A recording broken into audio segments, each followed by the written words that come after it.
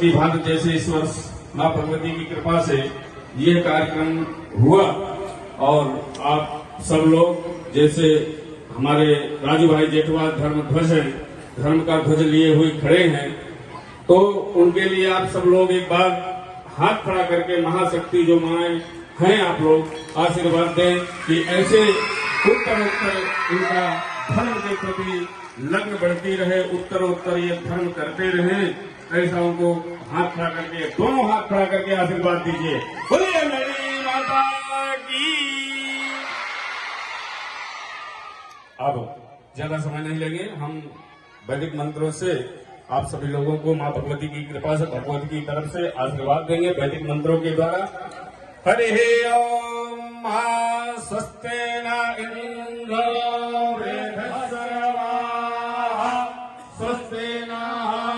भोगा विश्ववेदा स्वस्ते नस्वारिक्षो अरिष्टानि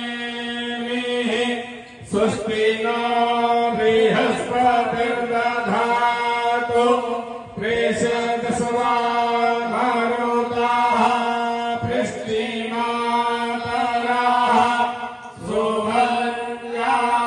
सुभद्रावानो विरते सुगत्मयाः अग्निजिह्वा मानवाः सूरचक्षसो विश्वेनो देवा अवसागवन्निह